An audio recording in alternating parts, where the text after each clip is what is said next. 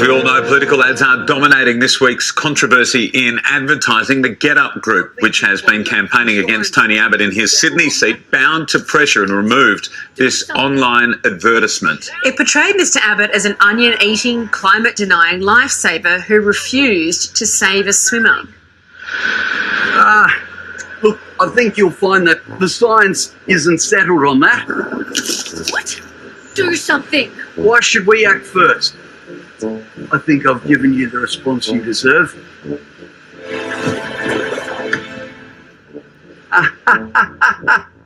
The ad was taken offline after lifesavers called out the video for being insensitive, especially after the deaths of 2 members in Victoria over the Easter weekend.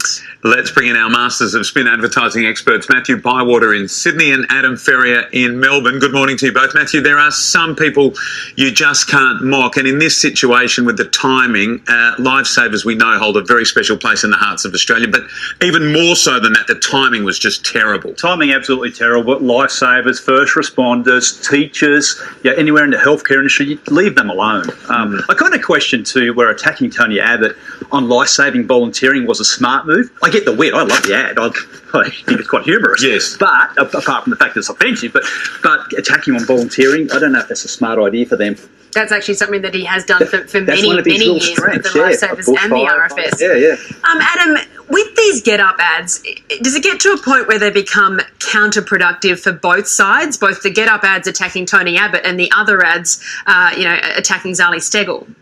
No, I don't think so. I think Get Up's got a very limited budget. I think they try to create outrage and controversy every single time they communicate. So I think that's good. I think their message still gets across. I kind of agree this is distasteful, but only just. So they've been victims of timing and circumstance here. So I don't think there's anything wrong with the setup, and I think they've got an excellent media strategy to try to create outrage and get media attention and get their message across. So I think it's working well for them. I can agree with that, but I think their decision not to pull the ad, or they weren't smart enough to pull the ad, given what had taken place in the few days preceding it. What about truth in advertising? Adam, I'll come to you. There was the ad in the papers during the week claiming Clive Palmer will win the election. Why would you publish that, especially given the ad actually makes a reference to fake news? Yeah, look, in political advertising, all bets are off. So truth in advertising, it doesn't quite work in the same way as it does for selling commercial products. And I think, again, Clive Palmer still, wants to create controversy, wants to talk about things, get people talking about him. Also, his media spend of 60+ million is a really good example of, there's a great quote in advertising that is, advertising to tax you pay for not having a remarkable product. And Clive Palmer is pushing the effectiveness of advertising here to see if he can get a very unremarkable product into power. It is an incredible amount of money to spend on advertising. Matt, talk us through the strategy, because it's quite interesting, that the bright colours, the very simple message, that the phone numbers printed in all of the papers. Yeah. I mean, it actually is having some cut through. Herbert, where Townsville is located, where all of those Queensland nickel workers are still waiting to be paid, he's 14% there. Yeah, and so on a national level, he's only got about 2%, and that's a growth of about 0.5%. So it looks rather small. But particularly at the Queensland level, right now we see both Liberal and Labor jockeying for preferences. So it's having an impact. It is having an impact. Very expensive one, but it is having an impact. And of course, with a certain percentage of the vote, he'll get some money back as well. A startling error during the week posted by a local council around Sydney suburbs. This was quite amazing, really, when banners with "Lest we forgot" rather than "Lest we forget" went up on light poles. One, I mean, how does this happen? But Adam, the council has apologised for being disrespectful. How do you think something like this gets through?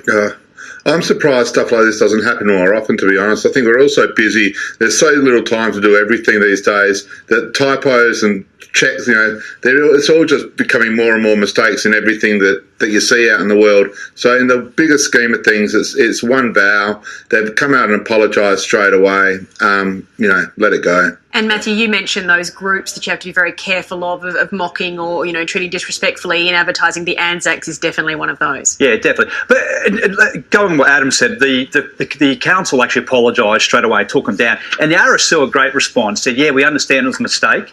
thank you for taking it down. I just think it was professional from both sides. Yeah, it was a mistake. We get it. The sentiment was obviously genuine. Now, Nike has been smashing stereotypes of late when it comes to women's sport, but this one, it's a bit curious. It features an American singer, not an athlete, wearing a Nike sports bra, showing off her underarm hair. There are 6,500 comments on the post, a mixture of good and bad. Maddie, what do you think? A smart piece of promotion by Nike? This seems to be part of a longer trend for Nike. They're still the number one brand in sports apparel in the world, but Adidas are gaining ground fast, and so are Under Armour, which is really taking over that performance wear side. So Nike in recent times has let go of their sports side for a while, and they're actually really focusing on that social justice area, trying to get more in the athleisure wear. And we know that athleisure wear is a huge part of the market.